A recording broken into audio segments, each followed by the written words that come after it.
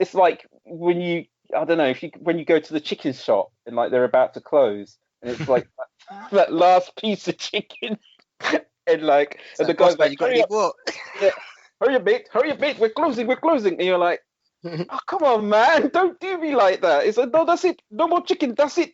Oh God. Yeah, That's what Kane looks like to me basically. honestly.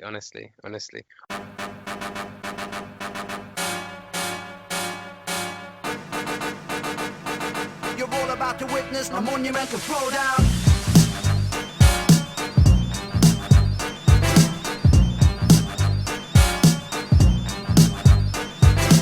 Okay, we're back, everyone. This is episode 49 in FPL Bros. I'm doing okay. How you doing? It's the final countdown. I'm alright, man. You're excited. It's exciting. Kind of exciting. It is exciting. Do you know what? Yeah. It's been a good week, man. Liverpool top 4 again. I can't really complain, can I? No, you can't. I mean, yeah, you want a bit of tension, don't you, on the last day? I mean, you can't always be about who's going to be champions, who's going to be relegated. But still, even if it's something, some people might argue, well, it's not a trophy, but it's still high stakes, isn't it? Yeah. Way. Yeah. No, so that's going to be interesting. All those teams, and I completely forgotten that Europa Conference starts next season. So I guess some people might be fighting for that, although I don't know, because if you end up in the Europa Conference, what kind of teams are you going to be like playing in that? I don't even want to think about it. Europa Conference, what's that one? It's like okay. Like at the top, you've got Champions League, yeah. Yeah. And below that, you've got Europa League, and then below Yeah. Europa, you've got Europa Conference. I did not know that. I think if I remember correctly, so top four's Champions League. Then Yeah. I Fifth think and sixth. Europa, and then seventh is Europa Conference. Ah, okay, fair enough. Well, that's Tottenham, so depending on whether they beat Leicester or not, they might still be there. But then it's anyone's game. It could be Leeds, it could be Arsenal, or it could be Everton. So yes, that's right. So it just depends on what's going to happen. Okay, then. You're all about to witness a monumental throwdown. As usual, we'll start with how we did. I know we've not been on for a while, but let's just go straight to Game Week 37. yeah, let's do it. Who do you want to get us started? I'll get us started. I played my wild card. Didn't do as well as I thought I would. I was quite pissed off because some people got points that I took out. So just to clarify, I took out Gundogan. He got points. He got was it a goal? He got a goal. Yes, he did. Yeah. I took out Lingard. He got some good points as well. I took out one other person who got some decent points. I can't remember who it was. Lingard, Gundogan got points, and then I brought in Antonio, who was a good shout. He got me some good points. Yeah. I brought in Trent Alexander, TAA, and Robertson. That they were brilliant choices. Rafinha was a letdown, and Mason Greenwood was a letdown as well. And I was undecided between ASM and Willock. But I thought surely Willock can't score 6 straight games in a row. So I went for ASM and bloody hell. No. I was surprised how a lot of people seem to have jumped on Willock. And I was really surprised about it because I thought you can't possibly keep it up. Because when I looked at the game goals he scored, like a lot of the time he comes on late when like the opposition is tired. Or I think he got a penalty once as well. And one or two of his goals have been quite jammy. But I think I'm just making excuses now. There's something about the boy. There has to be. Yeah. Or is it still just like 6 consecutive games of full-on jam? Yeah, I know. I still think it's jamminess. I mean, come on, man. Seriously? Anyway, but yeah, people got their points. You can't hate. They took the gamble and it paid off. Yeah, how about you? How do you do? I did okay. I captained Fernandez. Basically, I put my armband on him at the beginning of the week, and I just completely forgot about it. And I think if I thought about it more, I probably would have gone for Salah. So I'm glad that I didn't. And Lingard did the business for me. Watkins also was a nice surprise because I wasn't expecting to get anything. Yeah, top baller. Yeah, I honestly thought Smith Rowe would get something, but Yes. but I think that scoreline flattered Arsenal a little bit, to be honest. Well, go on. Our FPL bros did pretty well, didn't they? As well, they had Willock in their team. Yeah. Antonio, Lingard, Dallas, Alexander-Arnold, Dubravka. That was a great keeper choice. 7 points there. Yeah. Bamford. So everyone got a point apart from Kufo and Kane. So it was actually a really good week for our fantasy football team. Yes, but they're coming out swinging. FPL Bros team's coming out swinging. Imagine how many can do. It's trying to overtake me. I'm not having it. I might just sabotage the team when you guys are not looking and just bring in loads of Sheffield United and West Brom players. You say that, but even when we don't do anything to the team, do you know what? Those are the best. Yeah. So I mean, I'd like to think we're finishing strongly. 3 hours around, and looking ahead. Sorry, go on, mate. No, I was just looking ahead to Gameweek 30 hours. What I was going to say. Yeah, I was going to say, just for people listening, it is beneficial tuning into Twitter and listening to the pods because we do make our player predictions. And what we will be doing next season is actually discussing about the transfers we will be making for the FPL Bros team. Right. So people have a good idea of what the team looks like. If you're a part of the league, you will be able to see the team, but you'll be aware of what transfers we're doing. So if you do want some easy tips there, you can literally just try and shadow the team if you really want. And if you agree with the transfers, you can copy it. If not, then you don't have to. But, ranking-wise, is doing pretty well. So you must be doing something right. Exactly. We're putting all our theories and predictions into practice there. And, you can get more of an insight into what we're doing and how it works with the team when you've got to think about budget and how much you actually want to spend. Because it's all very well, like, recommending the 3 most expensive players every week. But when you've actually got a team to sort out and a budget to manage, if you're spending 0.5 here, you've got to take 0.5 out there. Exactly. But you what have you got to lose? Absolutely nothing, as they say. Yeah. You're all about to witness a monumental throwdown. All right then, if we just move on, I'm just going to let you freestyle a little bit before we get to player picks and predictions. I mean, I don't know if there's anything you want to start off with. A header by a goalkeeper, that's always a talking point. I mean, there are not many goalkeepers that have scored in the Prem, right? So I watched the highlights reel, which showed all the keepers that have scored in the Prem. And out of the ones I've seen so far, most of them were accidental goals where they tried to kick the ball out from their own goal and the other keepers, it bounced over them. Yeah. I mean, Alisson being the first Liverpool keeper to score a header is amazing. So that's one thing. But also, it's made a massive, massive, massive difference in terms of where we are right now, us being top 4. So that was like a moment of pure thrill and euphoria. And, moments like this, you just kind of wish fans were there to, be cheering and celebrating with the team. Yeah. No, but that's what you want from football. That's absolutely what you want, and it's amazing. I mean, I would just like to say, I know it doesn't come anywhere close, but I watched the FA Cup final. I actually wanted Leicester to win quite badly, but a big part of me knew that Chelsea were a better team, and Chelsea did what they normally did, which was they controlled the game, but they didn't really have any penetration. And I thought, well, as long as Leicester concentrate, they might be able to get something from this. And yes, they had a lot of luck. I won't deny that. And yes, Tielemans' goals was a worldie. I won't deny that as well. But when it went in, I was like, oh my gosh. And then they had that disallowed goal as well. Yeah. That went in, and I thought, oh, Leicester, you didn't do it. You couldn't manage it. It was all over now. Yeah. And then the commentator goes, oh no, wait a minute, could be offside. And then when they drew the lines, I thought, well, he looks like he's on to me. And then they did that whole crap with the millimeters of the arm and Yeah. everything. Oh, do you know what? Yeah. You literally can't celebrate any goals anymore. You literally just have to hold your breath and wait. So when a team scores, you just have to be like, okay, I'm just gonna go make myself a coffee, And get then some see biscuits, if come it back, actually sit. is a goal. Yeah.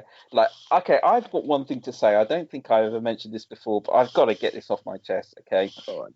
A couple of seasons ago, no, actually not a couple of seasons ago. All right then. I don't know if you remember. When was it? Maybe 10 or 15 years ago. Spurs were playing Man United, and I think Roy Carroll was in goal for Man United, and somebody hit the ball from about 40 yards away, and it went over the line, and Roy Carroll batted it out again, and none of the referees on the linesman saw it, and it wasn't a goal. Do you recall that at all? I don't recall that. No. No. Anyway, the only reason I remembered is that, I mean they've been talking about video technology for a while, but I remember the debate went into overdrive after that goal because you've got live television and we all saw it go over the line. Obviously, there was Frank Lampard's goal against Germany in the World Cup. I think it was 2014 as well. We all saw that go over the line and it wasn't given. But like, Yeah, I remember that. I definitely remember yeah, that. ever since then, a certain bald-headed Geordie striker said literally whenever he got the chance, they've got the technology, why don't they use it? They've got the technology, why don't they use it? Now, I thought, well, yeah, I mean, we can all see these things, they're all obvious to us, but if they're not obvious to the referee, do we really want to re-referee games? Do it all over again with cameras and everything? I don't think that'd be good for the game. I mean, at the end of the day, people make mistakes, but most of the time they get it right. Most of the time, the best teams win. Most of the time, the better teams are champions. Most of the time, the worst teams get relegated. It's not that unfair, is it? You know what I mean? And I have to admit, I was never really in favour of video technology. Okay, let me get to the point. All I want to say now is this, right? If you weren't in favour of VAR and you're still not in favour of VAR, good on you. Yeah. If you Yeah. were in favour of VAR and you're still in favour of VAR despite all its faults, again, at least you're being consistent. The people I don't have time for, and like I said, a certain bald-headed Geordie striker who were all in favour of VAR, even though we all said it'd be a bad idea, a lot of us said it'd be a bad idea, and now all they do is complain about VAR, they're against it. How do you look at yourselves in the morning? That's all I want to say. How do you get up after all your spouting after 5 or 10 seasons, say, oh, we've got the technology, why don't we use it? Well, we're using the technology now and you don't like it. Yeah, I know. I think a lot of it is because they're not very clear with the rules of VAR, and it's just a bit like wishy-washy. One week you see a player commit a foul in the box and they take a look at it and everyone goes, yep, that's definitely a foul and it's a penalty, and they go, nah, it's not. And then another week the same thing happens, or the next game something happens and then it's given. Or they do the offside thing where the player might not be involved, and then they do another one where they go, yeah, nah, he definitely was involved, but he might not have been. So it's a bit wishy-washy with the rules. They make up their own rules, and sometimes refs don't really know what the rules are. They just kind of go, okay, cool. Yeah, definitely. But it's like I said, they're re-refereeing the game, and that's not necessarily going to be a good thing. And the thing is, they don't want to back down, and like the whole thing at the beginning was supposed to be clear and obvious. Now they're checking every blinking thing, and like they just making it up as they go along. And like you've heard all the complaints before. I'm not here to just repeat the complaints. All I'm here to say is I don't like people who are all in favour of it, and all of a sudden they're turning around and saying actually it's rubbish. Because I'm like, really, because we all. There's a lot of things, right? And I agree with you on this. And actually, just to add to this, the offside flag, that's another thing that goes with this. If someone's offside, they won't raise the flag, but you could be running for the ball and the keeper could be going for it, and it's 50-50. The keeper could take your player out, right? Yeah. I.e. Van Yeah, Dijk. exactly. Yeah. And your player will get injured. And then they'll raise the flag going offside. But it's fine. It's not a foul because you're offside. And anyway, Jamie, how Hello. are you doing, my friend? I'm Hey, good, thank you. Jamie. I thought I'd wait and let you guys get everything off your chest for VAR before I interject. It sounded quite heated when I jumped in. Uh, Oh um, man, just VAR. real, we were just kind of freestyling. Real quick, do you Yeah. want to say anything about your game week 37? I mean, No. it was always going to be a dreadful one because I went big on the week before and I accepted the consequences on this week. Fair enough. So, but I mean, it was 1 point below average, so I got 42 points. To be honest, it started off pretty all right, and then it just kind of dwindled. Like loads of sixes and fives, but no real no double figures to speak of at all, actually. So you can imagine that's how that happened. Well, I'm looking at it right now, and it actually is a good team, but there's just some shocking underperformance there. Yeah. Son should have got something. Ward-Prowse had a free kick. They're Got usually something. going in. Yeah. But Calvert-Lewin, I had him as well, and I expected him to get something. But again, Everton made hard work of that game, much harder work than they needed to. But yeah, okay. Yes, I mean, I don't know. Have you got anything to lend to the VAR debate? Although I appreciate it's probably all been said already. I mean, I'm not sure what's been said, but I 100% agree with what I heard from Derek as I jumped on. It's nonsense, and whatever happened, it seems like, I don't know, it's tough. Like, especially the one where it's like, because for about, I think it was about 40%. I mean, correct me if I'm wrong, 40 to 50% of the season, any time a ball touches a hand, it's a handball, pen, no problem. So half of, like, nearly every single time it touched a hand, it got outrageous. There was pens in every game one week, I'm sure. Like, it was outrageous. And then Arsenal had it recently with Burnley, where it blatantly hit the guy's hand, no pen given. Yeah. If you're gonna, I think if you're gonna do a rule, you have to keep consistent with that rule for at least the season. You can't just flip flop at the halfway point, because then it just doesn't. It's not equal anymore. Because when the chance does finally come to another team's way, it's like, well, sorry mate, we've changed it now. It's like, wait, what? Yeah. And then that also goes with the penalty rule. Like, if there's contact, it's a penalty. But now suddenly there's a bit of change, and now it's like, oh, but is there meaningful contact? It's like, wait, when did that become a thing? No one even said anything. You haven't changed the rules. It's like, now it's meaningful contact. It's eye-watering. It really is. And actually, I'm probably showing my age here, but I remember that they brought in a rule where if a free kick was awarded and if the defending team argued with the referee, the free kick got moved forward 10 yards. What happened to that? I like that one. I know, it was good. But if the edge of the box was 10 yards, is it a pen? Yes. Really? Yeah, if it was outside of the box and they still argued the referee, it was a penalty. Oh wait, no, I don't know, because Chelsea will be getting pens every week, but that was a brilliant rule. I don't know why they got rid of it. I think they got rid of it, didn't they?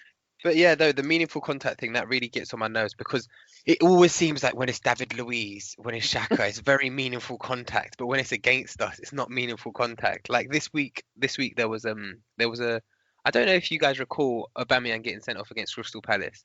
Yeah, vaguely. He goes in late on the halfway line and catches the guy's ankle. It looked a lot worse than it was when it was slowed down. The exact same thing happened this week. Crystal Palace against Arsenal. It was a yellow card, and I was just like, oh my gosh, you guys, you're taking the mick here. Like, he smashed his ankle. We saw this given literally in the other fixture. Yeah. But it's like, I don't know. I think it's the consistency that bugs me. If you're consistently rubbish, I wouldn't care, because at least we know what to expect. You're rubbish. But if you're consistently, like, I don't know, you know what I mean? Like, up and down. No, I mean, there was a time where a lot of the rules were quite clear, but I don't know what they're going for. And what really bugs me is the whole thing about intent, because you're never really going to know what a player is thinking. Yeah. And I remember I lived with a guy once. He was a massive Liverpool fan, and we used to watch football all the time. And I remember we used to get into these blazing arguments about fouls. And I said, "Look, mate, right? Footballers aren't as stupid as they look. Yeah, some of them are really sneaky, and they know exactly what they were doing. But we always had the same argument, because he could never figure it out. Do you know what I mean? It's so difficult to tell. That's how difficult it is. I mean, I would argue that someone who spent I don't know 60% at a minimum of their life using their feet to kick a ball, they're pretty skilled at it. So they kind of know they kind of know the intricacies of, oh, if I put my foot out to the left a little bit, I could catch his ankle, you know. Like, do you know what I mean? I'm sure they know. 100%. It's not me and you. It's not me and you who're like, oh no, what's happening with my foot? I don't know. Like, these guys are very skilled. They're I think most of the time they're in the quite good control, and as well they've got the experience. You know, they know if they kick a ball in a certain direction, and if the guy's standing to the left of them or to the right of them, you know, or if you can hear somebody running behind you and you lean your body that hang out leg or whatever. Like, hang out a leg or take your pick. Take your pick. Zaha has made it an art form. He's nicked a career off of it. I mean, Milivojevic has Zaha to thank for that season. It's right. I mean, Zaha used to be the most fouled player in the Prem until Jack Grealish came along and said, "Hold my beer." That's right. You know, and before that, it was Cristiano Ronaldo, I think. Oh, really? Premiership. Yeah, there was one season where he was easily the most fouled player in the Premier. Yeah, comfortable. Yeah, that's when he like really got his name, because they were saying, yeah, he's all good, he's good, but he's soft, he calls for pens. That was back in, do you remember? That was the one thing that people used to say about him. He's soft. Then he would smash it 60 yards into your net or something dumb like that. Yeah. I have to say, to be fair to the guy, he really did respond to the criticism, didn't he? You're all about to witness a monumental throwdown. Okay. Actually, anybody got any thoughts about Euro 20, which has now been moved to 2021 and is all live action kicking off in our screens, football 24/7, 365, wall-to-wall coverage. You can't sleep, you can't eat, you can't breathe. It's just going to be football all the time, forever this summer, anyway. I think it's going to be interesting. It's going to be nice to have some football in the summer. I seem to remember a certain song about football coming home, but it never did come home. Maybe we'll see it come home this time. I mean, personally, I'm up for it. I love it. I mean, I'm addicted, so you know, I don't mind at all. Like, I'm also a bit in two minds, because like, I love it, don't get me wrong, but then I'm just like, flipping heck, this is going to be like a whirlwind of the next couple seasons because of the Euros. I'm just thinking about people like, very selfishly, people like Saka. I suppose Derek hasn't got anything to worry about. Trent didn't get picked, but I'm thinking about Saka. Like, I'm worried about his the minutes in his legs, and then thinking about the World Cup coming up in the winter, and then like, there's just so much going on for these football players. I don't know, I feel like we're going to see a lot of injuries next season. Yeah, there is that. I would like to interject, Joe. Is it so bad, really, if your player doesn't get picked for the national team? I mean, I know there's a stigma attached to it, but at the end of the day, right, it just means more of him for you. And you know he's good. He doesn't have to prove anything, you know? I mean, selfishly, it sounds good, but then unselfishly, you always lose that argument. Your player didn't get picked, mate. He's not good enough. Yeah, well, look, Eric Cantona hardly ever got picked for France. I don't think Man United particularly care. This is true. Yeah. So what's that? So Kyle Walker over Trent? Is AWB over Trent? Don't be silly. We've all seen what Trent is doing right now, and Kieran Trippier over Trent. He's bossing it. I think Gareth Southgate went to Gordon Ramsay with two slices of bread on either cheek and said, "Please tell me why I am." I don't know how you see Kieran Trippier and think, yeah, you're in, mate. Look, no disrespect to them, right? They're all good defenders, yeah. Don't get me wrong. I'm not saying they're rubbish, but Trent brings to the plate what no one else can offer. Someone with great attacking threat and can also work defensively. He's not the best tackler. He's no AWB, don't get me wrong, but his attacking threat far surpasses that of the others in comparison to his defensive ability when you compare them. So his defensive ability is not as great, but his attacking threat is way greater than them. And we need those balls being fired into Kane. I would say Rashford, but Rashford's not really one for aerial balls. But Kane, Vardy, they love those type of Danny balls. Ings will get at the end of some of them as well. Oh, 100%. So, you know, like, 100% we need it. So. Here's my compromise.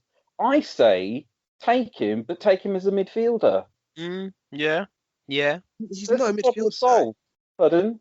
He's no midfielder though. Yeah, but call it a wing back and be cheeky. On. Come on. Come on. But then, Are you trying to say he's a midfielder now? I'm 100% saying he's a midfielder. 100%. I would say so too. I would say that the only reason he's allowed to play in your defense is because you had people like what's that guy called, Van Dijk, and the other one, Matip? Gomez. Just with them two, Gomez, yeah. with them two, and Matip, with them three. Like Matip is a solid guy as well. Like with those guys, when you've got defenders like that, your right back can act like a midfielder, and you can get away with it. Honestly, Liverpool he spends so much time. One up, one down. So when he goes up, someone drops to cover. So Gini or even Thiago, you've seen him sitting deep. He will drop to cover. They both don't always play up in the final third at the same time. They usually have one to drop cover. Okay, look, Liverpool is one thing, but like the thing about tournaments is that you can't go gung ho, right? You don't have 38 games to put things right. You've literally got 3 games to put things right. Yeah, it's got to be solid, and Southgate knows this. So the point I'm making is that if you're going to have people on as defenders, they really do just need to defend. You've got to attack at the right time. Because honestly, Trent, man, I never see him behind the halfway line. I rarely see him behind the halfway line, which is fine. We almost had a goal scored by what's his name? I can't remember, one of the players from Burnley, and Trent literally run across and stopped it with his back foot, and he was brilliant defending. Is that player from Burnley International? It's just a quick question. I'm sorry. He might play for Scotland. I can't remember. I didn't want to be the one to say it. He might be a Scottish international. There's a big difference between running back and stopping, I don't know, insert name here, and then running back and stopping Cristiano Ronaldo. There's a big exactly. That's my whole point. Is that, look, international football is a whole different ball game. The tempo is different. The tactics are different. And you know, and you're going to have a different manager as well. You know, Klopp wants one thing, Southgate's going to want another. Southgate's still not sure what he wants, to be honest with you. But to not take Trent as criminal, and we all have to agree on that. Like, he's such a talent, you can't not take him. Even if you keep him on the bench for when you're losing, you need more attacking threat. But I'm just saying, to not take him at all is just insane. Well. Again, I think you have to judge people by their results. You can't take everybody, you know. And then by all means, if everything goes down in a blaze of glory, or goes down in a blaze of, I suppose, then by all means pillory the guy. But like, I've lost count of the amount of times that England have taken their best players to tournaments and they just play like 11 individuals. That doesn't help either. This is true. This is what makes me think that if you got even I don't know, like if you got a semi-successful or a pretty successful coach and like gave him time with this England squad, not just lump in any English bloke in there. Do you know what I mean? Like, get someone who's got some real experience and has like a game plan and like a philosophy. I think you could take these international tournaments by storm. But I think you're right. I don't know who you would. I think Emery would do a job. You know, another problem that plays Three Lions too much. It's like it's excitement that people get around young talent. Experience actually counts for a lot at international level. And I'll just give one example. Like when Spain were like killing it in international football between 2008 and 2012, right? They let under 23 players play in the under 23s, under 21s played in under 21s, under 19. They just let their young stars and talent develop slowly. Sure, they took them along to the big tournaments, but they weren't starting every single game. You know, it's good to get excited by young players, but for every Sol Campbell, there's going to be a Titus Bramble. Do you know what I mean? You know, so. And so some names are going to be coming out with you never even heard of. Yeah, for every Harry Kane, there's going to be a James Beattie again. Oh yeah. See, exactly. I know James Beattie. James Beattie was hot for one season, wasn't he? And everyone's like, oh, he's got to go in the England team. You know, came along, he did absolutely nothing. So what are you calling for more Kieran Dyers and not Kieran Dyer, Eric Dyer and Hendersons and I don't know, insert. Again, you know, we all box these players, and one last thing I'll say is that if you ask me, sorry, I said Mark Noble could do a job.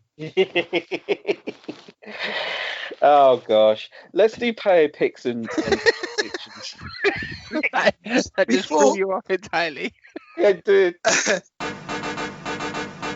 You're all about to witness a monumental throwdown. Before we do player picks, guys, I don't know if you're aware of this, but there's a Premier League Hall of Fame, right? And I'm sure some of the listeners will be aware of this, where certain players who've had a career and now retired, but they've had a career in the Premier League, you'd have had to have retired for a year. So you have been retired since the 1st of August 2020 is the condition. And they consider your career. You can be voted into it. Now, the latest person to be inducted was the one and only Stevie G. But with him, you have Eric Cantona, you've got Kane, you've got Henry, you've got Lampard, you've got Bergkamp, and you've got Beckham. So I know you guys will have some thoughts on this. Just a quick question, and I'll fire out to you two. I know it's a bit of an on-the-spot question, but how do you feel about some of the other greats coming after Gerrard? So being inducted or soon to be inducted people. So we don't know yet, but how do you feel about Gerrard being inducted into the Premier League Hall of Fame before the likes of, Scholes or Giggs or Andy Cole or some of the other. I haven't considered that, that Gerrard got ahead of people like Scholes, like Giggs, like Andy Cole. That's interesting. I don't know, but then again, if I look at the list, like I've opened it up as you said it, and when I look at the list, I look at the kind of names. I mean, these are names that I would have guessed. I don't know. It feels like these are the poster boy names that you would say. I don't think Ryan Giggs really hits the echelon or even Paul Scholes hits the echelon. I think it's more about cult heroes rather than what they did. I don't know how to describe it. Like I mean, if you look at someone like Paul Scholes trophy wise, it's or Ryan Giggs trophy wise, should I say? Steven Gerrard doesn't even get a look in, not even close. But then cult hero Steven Gerrard is miles ahead. I mean that goal in the FA Cup final, it still lives on. Yeah. You know what I mean? And then the comeback. I think that I think pure numbers comes into it a lot as well. That's what you forget. Sometimes you forget how much these players actually, did in terms of pure numbers, and pure stats. And Stevie G was undeniably up there, I think, in terms of the numbers that he produced. So that's part of it as well. Yeah, but then, cult hero, I think that goes kind of hand in hand with personality. I mean, if you put Paul Scholes' personality next to Steven Gerrard, again, there's no conflict. Well, there was one more person I thought of, guys, that I don't think a lot of people take or give a look into, and that was Drogba. Oh, that's harsh. I'm not hearing that. I'm sorry. It's not. Seriously. I'm just not. If we're talking like the cult hero, he can touch it, but numbers, come off it. His record is comparable to bloody Theo Walcott in terms of numbers. Well, he was part of a Chelsea team that dominated. And one thing you will notice, right, if you look at some of the players, some of the greats in the last 2 decades, right, it's usually dominated by United players because obviously United had their era, didn't they? In the noughties, where they just dominated up until around the early... Well, pretty much the 90s they dominated from. They dominated, of course. But if I'm talking about the last 20 years, I mean, the last 20 years. Okay, the last 2 decades, right? They dominated a majority, over half of that. So when you do look at the Hall of Fame, or you look at inducting players into the Hall of Fame, you're in a situation where you think, we might as well take a majority of the United team. You can look at Rio Ferdinand. You can look at exactly. No, not really. But you can look at the keeper as well, Schmeichel. There's so many players that you would take from United, and it's just not fair. But hopefully, as we see times changing, if you look in the last decade, right, United hasn't won very many Player of the Years. It's been mostly Liverpool, Chelsea, City players who've been winning this. United haven't had a touch-in since I think 2013 or so. I can't remember who it was. Might be. Well, they I mean, that would be about that. I think I think the ceiling for being an inductee should be that when you mention a player's name, people will straight away say, "Oh, he's a good player. He was a good player," and then you kind of take it from there. If you have to think about whether the guy was good or not already, I think you could just put them to swipe right on that. Yeah. Do you know what I mean? I think you're 100% right. Like it needs to be like undeniable if you put their name in there. Like I don't think at the moment you can deny any of these Hall of Fame inductees. I'm interested. So if you were saying, if you thought of current players now playing in the Premier League, Aguero. who would you say? Yeah, I was gonna say Aguero, nailed Yeah, on. 100%. Right, bar Aguero, who else? Who else do you see should be inducted? You mean? Well, it has to be someone who's going to retire soon, isn't it? To be fair, I guess, of course, someone they've got to be at the later stages of their career, or even in the middle if you can foresee that they might do something crazy. Well, do you know? I did think. Would you guys ever think of David Silva? I know he was quite instrumental for City, but do we think he made enough impact to deserve that? I mean, again, his assist record is up there. So in terms of pure numbers, I mean, he was quite understated in the way he went around his business. It's true, although Micah Richards recently said that he was the biggest drink he'd ever come across. He took it. Micah Richards is amazing. Micah Richards is the funniest thing. He's like the best news to have come from Sky Sports. He's just Sky Sports. Yeah, he pulls back the curtain. He's just like, yeah, no, they're all idiots over this side. Don't worry. He's just got so much banter. Is he on BT or Sky? I can't remember which one he is, but he's just on Sky. I think he's on Sky, yeah. But I honestly thought he'd do a lot better. It's a shame how his career panned out. I had high hopes for him. 2-footed player who could play in midfield and defence, and I just thought England needed a lot more of that. But anyway. It is what it is. Would you let Harry Kane get a look into Hall of Fame? I suppose. Harry Kane. I mean, Harry Kane. Before Harry Kane even gets a whiff of that, you better throw my boy Wayne Rooney's name in there. Second highest goal scorer of the Prem? There is that. Guys, we forgot. But look, like all I'm saying is Harry Kane. It's just like if you just talk about the pundits' pick, he'll be straight in there. When Harry Kane can say Peter Piper picked a pair of pickled peppers, he will get that'll be a requirement.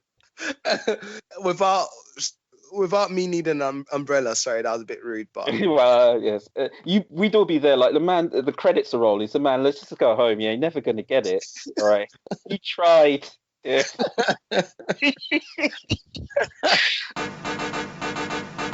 You're all about to witness a monumental throwdown. All right, like seriously, man. Player picks. Do we do player picks? Player picks. Or predictions first. It's predictions first already, isn't it? Yeah, predictions first. Yeah. Pick 3 games. Oh, okay. Well, I was just going to do like the usual, big 6. I don't think there's many big games, but okay, let's go for it. All right. Okay. All right. Then no, there isn't really. So okay, Arsenal, Brighton. A lot of teams are safe right now, so you know what I mean. It doesn't really matter if they lose or win. No, that's true. But yeah. Anyway, Arsenal, Brighton. Let's have a prediction. I think it'll be a tight one, but I think Arsenal will win. Just on our current form, I think we've been playing really well, and it seems to have clicked Sod's Law right at the very end of the season. But yeah, I think it's always clicking with Arsenal until it doesn't, though. All right. Yeah. Do you know sometimes I've heard that whole "it's clicked now." Wow. What was that tweet? Wow. Where like compilation of all the tweets where Arsenal have tweeted that finally found the missing part. I thought this was a safe space.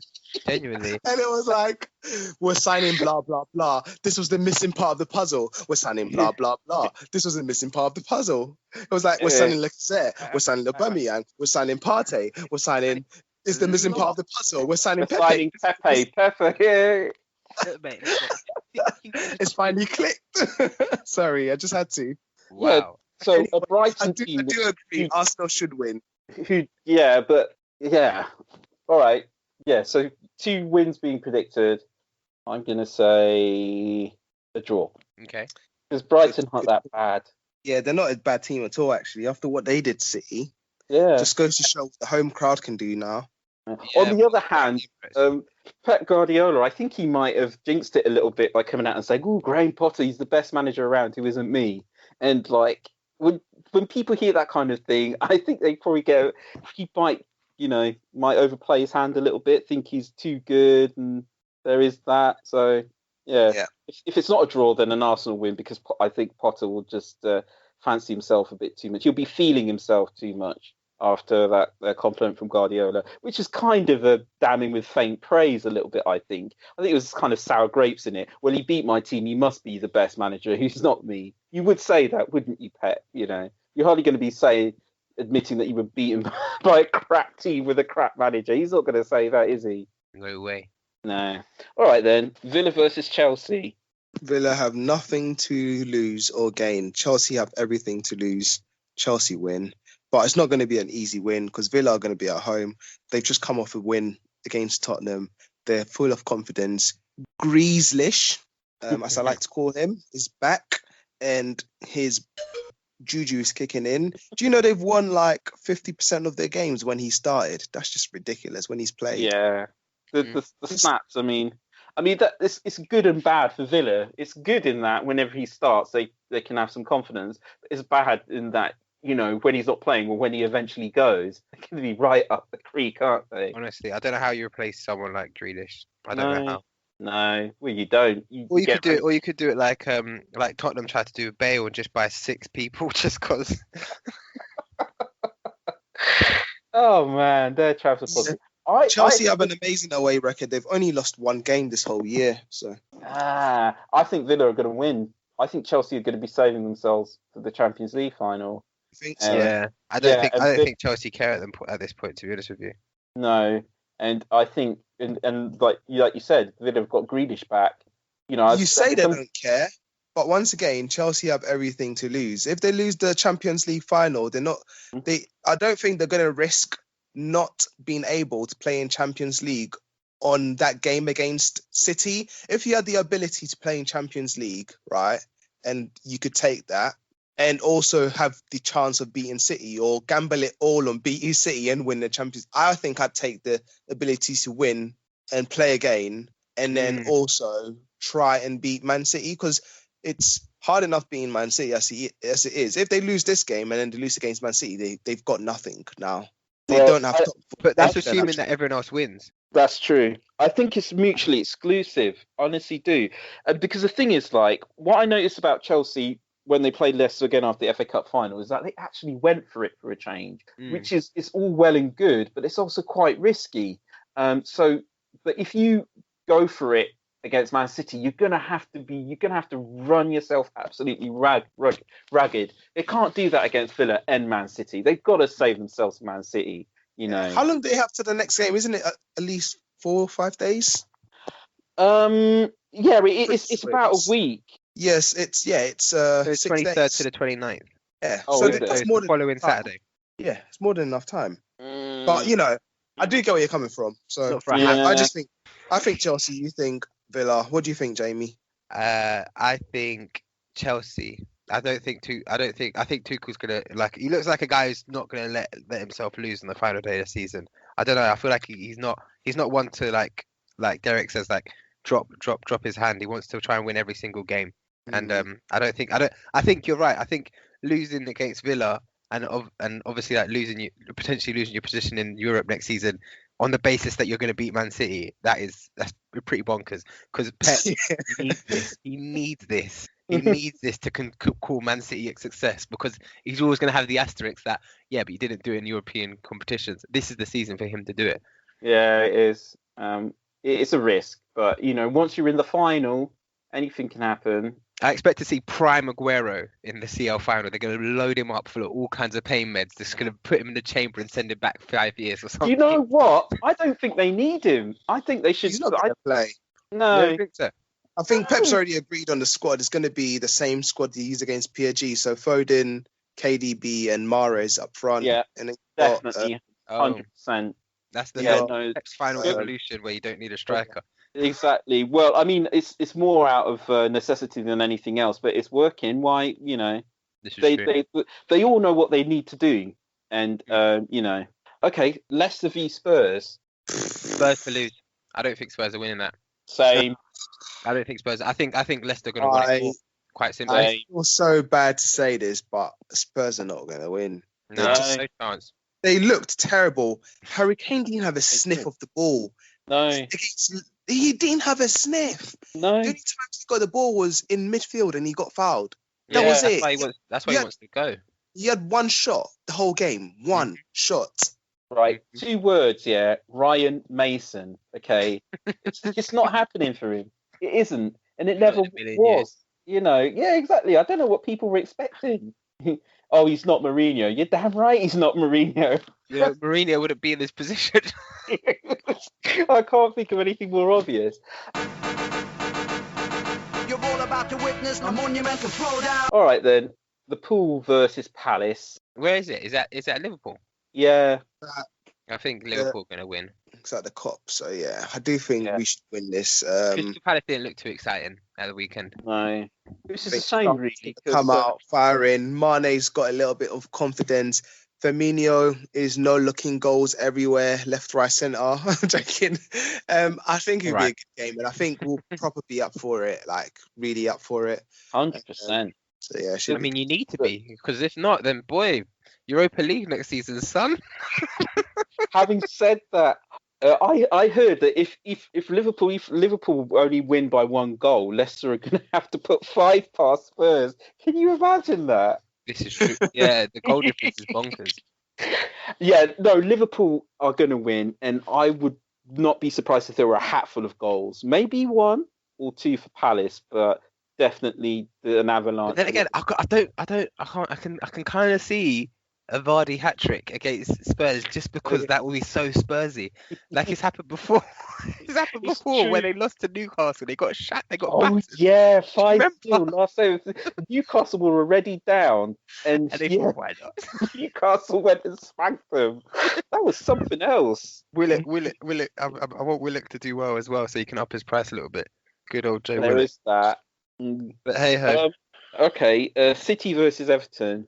Oh, City are going to storm them, I think. I don't think Everton look too exciting. But they've conceded a couple of goals recently, so I don't think they'll go away with a clean sheet. I wouldn't be surprised if Pep plays under 23. There's that. Plus, he's going to play his B team, which is basically equivalent to most A teams in the Premier League. Having said that, Everton have actually been defending quite well lately. I think they over the past 6 games they've got one of the highest, best defensive records in the league, most clean sheets. Oh, okay. Yeah, I think and like sometimes Man City they do make hard work of scoring. You know, I mean sometimes it works not having a striker, but other times you really do need one.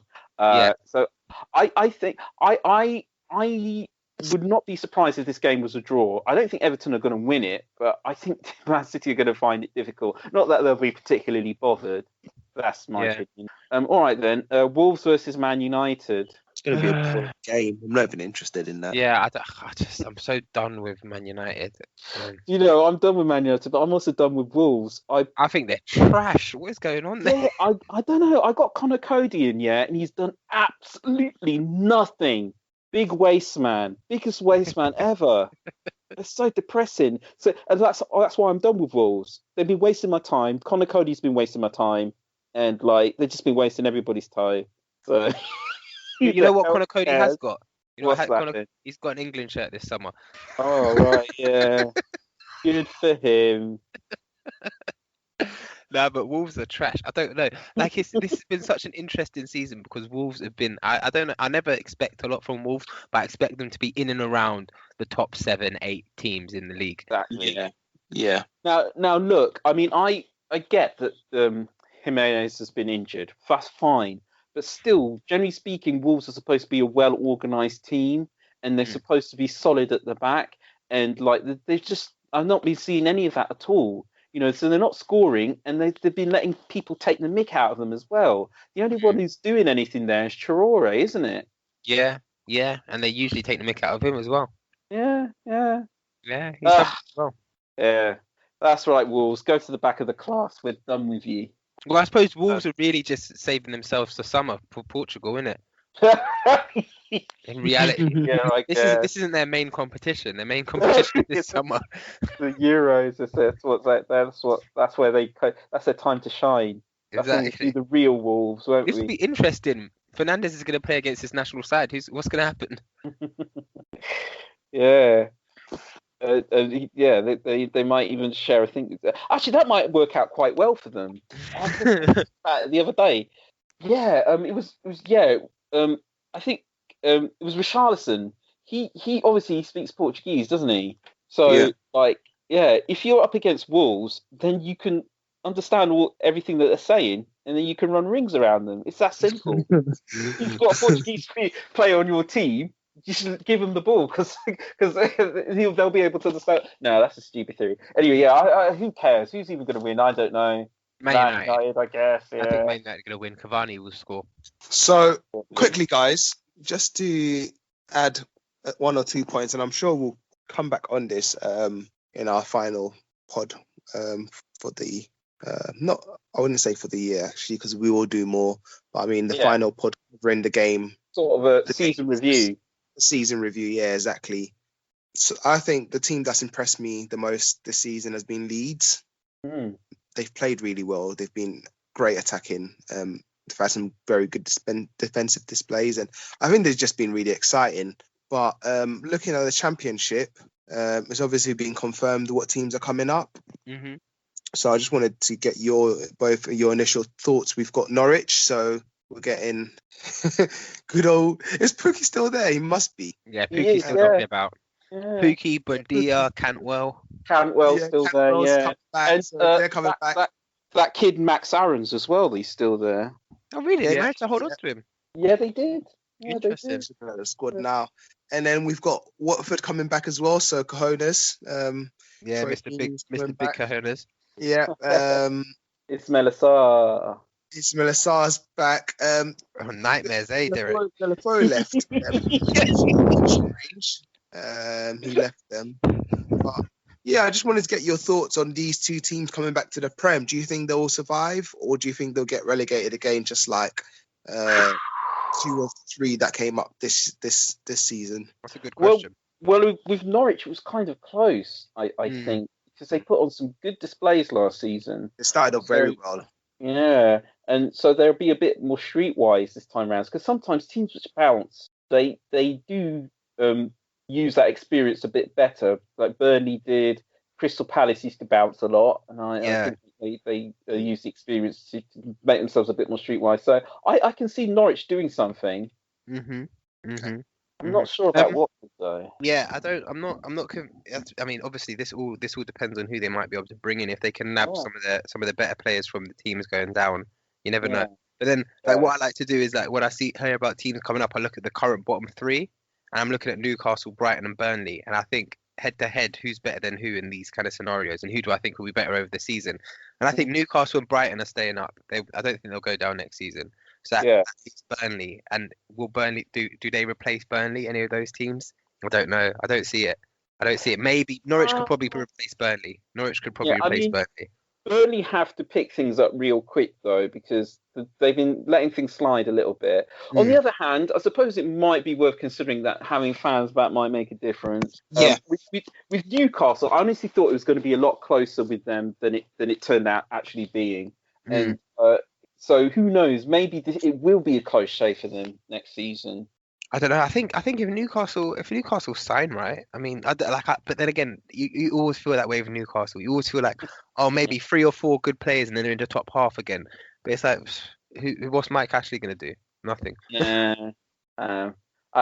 You've got a point there, because sometimes their defenders look pretty good, but the team is just awful, and they just lose games. Yeah. So I don't know. Maybe they just need the right kind of leaders in there. Who knows, man? But I think it's going to be another season to struggle for them. Yeah.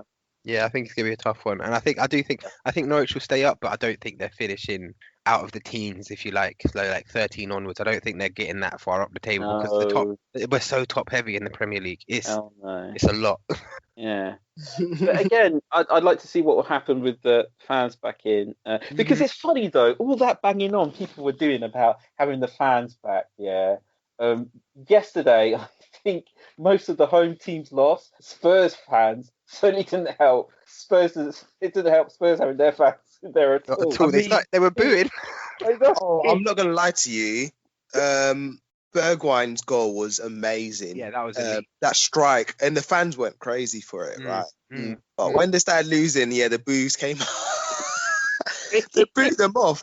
They booed them off, didn't they? Yeah, they did. They did. They booed them off. Literally booed them off, quite literally. And I don't know. Maybe it takes some getting used to, because people said, like, you're less likely to pass it backwards or sideways if the fans are there, because they don't like it. But on the other hand, if they keep getting on your back for every little mistake you make, that's also going to affect you as well. But hey, we've had that debate 1,000 times. You're all about to witness a monumental throwdown. Player picks. It's a toughie. Player picks. All right, who wants to get us started off? I'll go last. Oh, fantastic. I'll go first in that case. Go ahead. All right then. So player picks. I think that I'm going to do the obvious ones, actually. So up front we will have Mikel Antonio, West Ham. Who've West Ham got again? Southampton, yeah. I think he's definitely going to get something from that game. And then midfield, I will go for Rafinha. Oh, all right. Yeah, and he's pretty much everything that's good about Leeds attacking wise. He's going to be involved, and they've got West Brom, so not necessarily difficult to score against them. Mm-hmm. And then in defence, I will go with. No, that's it for me actually. So Rafinha and Antonio. Those are my picks. I don't think it's going to be a good day for defenders, actually. No, I don't think so. I thought about that. I was looking at my team for just early on, just thinking, because I've got 2 free transfers and I've got a bench boost to play. So I'm thinking long term on what I could do with that, because I saved one from the last week. I thought, sod it, and it's not going to go well regardless of what I do with this transfer. But I also looked at defenders, because I've got bloody Maguire sitting there, and if I'm going to do a bench boost, he's going to tank me. But not because of he's injured. I'm not saying that because Wolves are going to batter Man United. But defenders not going to be a good week. I just see goals, because it always feels that way on the last day of the season. That it's just like no one gives a crap anymore. No, exactly. They really don't. No, they don't. So I don't know. Yeah. Player picks. I'm looking. Why not? Joe Willock against Fulham. He's going to make it 7-7. I like your style. Yeah, I see it. 7-7. I mean, I'm so impressed with him these last few games. Honestly, the big difference is I was listening to a podcast about it, Arsenal pod. The big difference is Newcastle are playing against teams who are up for it against them. So there's so much space in behind, so much space to run into. Whereas when you're against Arsenal, when you're playing as Arsenal, you've got to really unlock it. So there's no space in behind. So that's why he's getting all of these goals, and that's why he does it before for Arsenal. But man, I'm happy for him, man. He's a good kid. So I can pick him. It seems like a good fit. Sometimes it just happens like that, doesn't it? Definitely. Hopefully they can stump up the money, because he'll love it. Who else we got? I went Willock. I'm going to go Grealish, obviously. And then finally, I think I'm happy with that. I was going to say someone else, but I don't think they're going to do well, so forget it. I was going to say Kane, but I don't see anything happening. Yeah, I mean, I was in 2 minds about him, actually. And I still might bring him into my team. I haven't made my mind up yet. Because he's good, and he's good against Leicester, but Spurs, they were just oh my gosh. Yeah. Oh, quick one. Sorry to interject. Do you think Pope will play this week? I really don't know. What did they say about 50% at the moment, 50% shoulder. So I don't know. Will they risk? I mean, is there any risk really? I don't know, because they're not doing anything this summer. But I'd love to bring him in. The thing about Dyche is that I don't think he risks his players when they're not fit. Even if it's only 50%, he's not known for doing that. He really likes to have fully fit players, and with Pope, I don't think he wants to rain on his parade, because is he not in the England squad? Oh, I don't know. He should be. I mean, well, Henderson's Dyche's not going to mess with his potentially mess with his Euro 2020. But they've got Pickford and Henderson. I don't think he's in there. Oh no, he's there. He's there. Yeah, he's there. Yeah, I would be surprised if he got played. I mean, the other boy they've got in there, he's no good. But A, they're playing Sheffield, and B, they're safe. So, you know. Yeah, all right, understood. Fair enough. But keep your eyes peeled, because things might change so easily between now and Sunday. Mm-hmm. So I've got 3. So my first one is Chris Wood. Ooh. I think he's going to do well against Sheffield United. He's a big lad, and watching him play against Liverpool, he's so problematic. He literally wins all the area balls. Yeah. He wins like all the balls that are coming down his way. He makes runs like no other. He's actually quite quick. And I just feel like goals will go through him, like whether he's doing an assist, whether he's heading the ball down or taking it down and laying it off or taking the shot.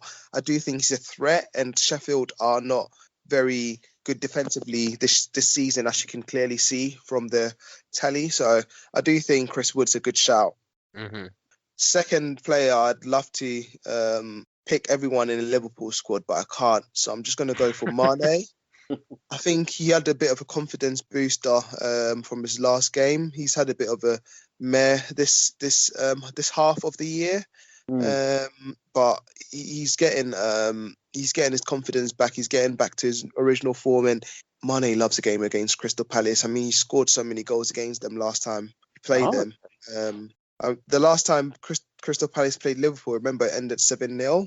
And the time before that, it was 4-0. So, you know, I'm just saying, this time around, they do actually have something to play for. So you can imagine what the score is going to be. So Mane is my second player. I know everyone's got Salah, but for some reason, Mane seems to play better against Crystal Palace than Salah does. So that's just something. Okay, a little bit insider information. Yeah. I'll take that. And my third and final player is Patrick Bamford, and I think everyone kind of knows Bamford's potential right now. Strangely enough, he's only got around a 30-ish% ownership in FPL, so still worth holding onto him because not everyone does have him. But Bamford, I don't know how he does it, but you know, just it's true. The weeks you think he's not going to do that great, he pulls a goal and an assist out of the bag. So kills it. Yeah, I think playing against the West Brom team who've got nothing to play for and just are going to go out with a bang, kind of go for it. I do think there's going to be a high goal scoring tally going on there. So yeah, it doesn't like it will be a mad game, but yeah. So those are my 3 picks. Good stuff. Okay. Lovely as usual. Yeah, there you go. It's all for free, all for everybody who's listening out there. You're all about to witness a monumental throwdown. Okay, so don't forget, we are on Twitter at FPL_Bros. We're telling about what we'll be doing on our team, showing you what the FPL Bros team is going to be looking like. Also, all the banters on there, all the memes are on there. It's jokes, and it's just what you need in your life. If you're listening to us on YouTube, we've got an index now in the description below as well. So you can go to all your favorite bits, just one click and you're there. Also, we're on Spotify and Anchor and all that good stuff. And we're just everywhere, man. FPL Bros, all up in your day, all up in your grill, all up in your ears. You can't get away from it. So, yeah, thanks very much, guys, for coming out doing the pod this evening. Much appreciated. And all that's left for me to say now is goodbye. Goodbye. Catch you guys. All right, green hours all round. Bye-bye.